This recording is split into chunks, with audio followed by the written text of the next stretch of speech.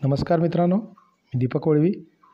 मित्रांनो, आजच्या या व्हिडिओमध्ये आपण पाहणार आहोत प्रगत अध्ययन अध्यापनशास्त्र केंद्रप्रमुख स्पर्धा परीक्षा विभागीय स्पर्धा परीक्षा 2023 करता हा अभ्यासक्रम देण्यात आलेला आहे.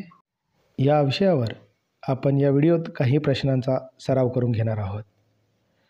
या ठिकाणी पहिला प्रश्न आपण पाहूया. खालील अध्यापन प्रक्रियेच्या टप्प्यांचा योग्य क्रम लावा. अ आहे वर्तमान ज्ञानाचा पूर्वज्ञानाशी संबंध जोडणे. ब ऑप्शन आपल्याला देण्यात आलेला आहे मूल्यमापन. क आहे पुनर्अध्यापन.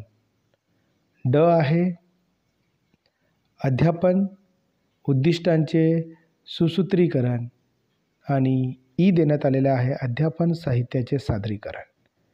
या ठिकाणी आपल्याला यांचा योग्य क्रम लावून घ्यायचा आहे. खाली आपल्याला ऑप्शन देण्यात आलेले आहे. ऑप्शन 1, 2, 3, 4 या ठिकाणी देण्यात आलेले आहे. या ठिकाणी योग्य उत्तराचा पर्याय आहे पर्याय क्रमांक या ठिकाणी 4 हा पर्याय योग्य आहे. ते कसे आपण पाहूया. या ठिकाणी 1 नंबरसाठी आपल्याला अध्यापन उद्दिष्टांचे सुसूत्रीकरण करणे आवश्यक आहे.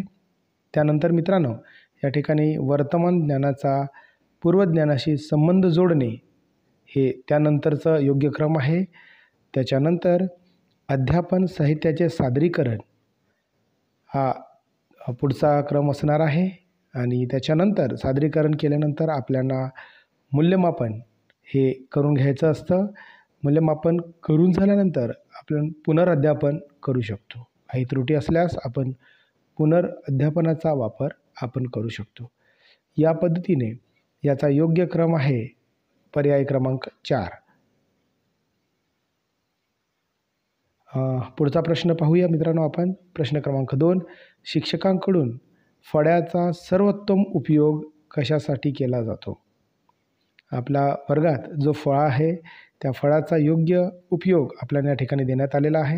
पर्याय आहे 1 अध्यापनाचा आशय फलकावर लिहिण्यासाठी. पर्याय क्रमांक 2 विद्यार्थ्यांना एकाग्रचित्त करण्यासाठी. पर्याय क्रमांक 3 आहे महत्त्वपूर्ण व उल्लेखनीय मुद्दे लिहिण्यासाठी. आणि पर्याय क्रमांक 4 दिलेला आहे स्वतःला विद्यार्थ्यांसमोर शिक्षक म्हणून सादर करण्यासाठी. या ठिकाणी या पर्यायामधून योग्य असलेला पर्याय आहे पर्याय क्रमांक 3 महत्त्वपूर्ण व उल्लेखनीय मुद्दे लिहिण्यासाठी फळ्याचा सर्वोत्तम उपयोग केला जात असतो. पुढील प्रश्न पाहूया आपण. प्रश्न क्रमांक 3. सध्याच्या काळातील अध्ययनाची सर्वात प्रभावी पद्धत कोणती? या ठिकाणी आपल्याला 4 ऑप्शन देण्यात आलेले आहे. स्वयं अध्ययन, समोरासमोरील अध्ययन, ई लर्निंग आणि 4 नंबरचा पर्याय आहे मिश्र अध्ययन ब्लेंडेड लर्निंग. या ठिकाणी आपल्याला सर्वांना माहिती आहे सध्याच्या या डिजिटल युगामध्ये ई लर्निंग हे एक महत्त्वपूर्ण आणि प्रभावी साधन आहे. म्हणून ऑप्शन नंबर 3 हे याचं उत्तर आहे. पुढील प्रश्न पाहूया. प्राथमिक शालेय स्तरावर अधिकतर शिक्षक या स्त्रिया असाव्यात. कारण या ठिकाणी आपल्याला 4 कारणं दिलेली आहे. 1 स्त्री शिक्षिका या विद्यार्थ्यांना पुरुष शिक्षकांपेक्षा अधिक चांगल्या प्रकारे शिकवू शकतात. पर्याय क्रमांक 2 स्त्री शिक्षिकेला पुरुष शिक्षकांपेक्षा अध्यापन आशयाची चांगली माहिती असते. 3 आहे स्त्री शिक्षिका कमी वेतनावर काम करण्यास तयार असतात. आणि 4 आहे स्त्री शिक्षिका बालकांशी प्रेम व स्नेहपूर्वक वागू शकतात. याचं योग्य उत्तर आहे उत्तर क्रमांक 4 स्त्री शिक्षिका बालकांशी प्रेम व सहानुभूतीपूर्वक वागू शकतात. पुढचा प्रश्न पाहूया आपण. प्रश्न क्रमांक 5. खालीलपैकी कोणता एक अध्ययनाचा सर्वोत्कृष्ट प्रकार मानला जातो? पर्याय आहे शृंखला अध्ययन, समस्या निराकरण अध्ययन, चेतक प्रतिसाद अध्ययन आणि साधक अभिसंधान अध्ययन असे 4 ऑप्शन आपल्याला देण्यात आलेले आहे. यापैकी बरोबर असलेला उत्तराचा पर्याय आहे पर्याय क्रमांक 2 समस्या निराकरण अध्ययन. हा अध्ययनासाठी उत्कृष्ट असा प्रकार मानला जातो. 6वा प्रश्न आहे, एखादी व्यक्ती अध्यापनाला व्यवसायाच्या रूपात स्वीकारून आनंदित होते जेव्हा ऑप्शन आहे तिचे वर्गातील विद्यार्थ्यांवर नियंत्रण राहते, पर्याय क्रमांक 2 ती विद्यार्थ्यांकडून आदर प्राप्त करते, आपल्या सहकार्यापेक्षा तिच्याकडे अधिक पात्रता असते, उच्च अधिकाऱ्यांचा ती अधिक जवळ असते.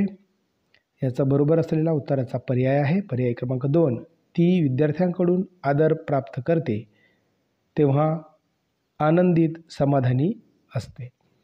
पुढील प्रश्न पाहूया. एक चित्र 1000 शब्दांपेक्षा अधिक काम करते. या विधानावरून शिक्षकास कळते की पर्याय आहे पर्याय क्रमांक 1 अध्यापन करताना चित्रांचा उपयोग केला पाहिजे, वर्गामध्ये बोलण्यावर अधिकाधिक भर दिला पाहिजे, अध्यापन करताना शैक्षणिक साहित्याचा उपयोग केला पाहिजे आणि 4 आहे वर्गामध्ये फारसे बोलू नये. याचा बरोबर असलेला उत्तराचा पर्याय आहे पर्याय क्रमांक 3 अध्यापन करताना शैक्षणिक साहित्याचा उपयोग केला पाहिजे. जर एखादी चित्र दाखवलं तर ते जास्त प्रमाणात आकलन होत असते विद्यार्थ्यांचं. पुढचा प्रश्न आहे 8वा प्रश्न, प्रभावी आणि दीर्घकाळ टिकणारे शिक्षण घेण्यासाठी अध्ययनकर्त्याकडे काय असले पाहिजे? पर्याय आहे 1 केवळ शिक्षण प्राप्त करण्याची क्षमता, केवळ प्रेरणाचा अपेक्षित स्तर, केवळ शिक्षण प्राप्त करण्याची संधी आणि अध्ययन क्षमता आणि प्रेरणेचा योग्य स्तर. याचा बरोबर असलेला उत्तराचा पर्याय आहे पर्याय क्रमांक 4 अध्ययन क्षमता आणि प्रेरणाचा योग्य स्तर असणे आवश्यक आहे. पुढील प्रश्न पाहूया आपण. प्रश्न क्रमांक 9 वर्गातील संप्रेषण खालीलपैकी कोणत्या प्रकाराचे असावे? या ठिकाणी शिक्षक केंद्रित, विद्यार्थी केंद्रित, सामान्य केंद्रित आणि पाठ्यपुस्तक केंद्रित. या ठिकाणी या प्रश्नाचं बरोबर उत्तर आहे पर्याय क्रमांक 2 विद्यार्थी केंद्रित असणे आवश्यक आहे.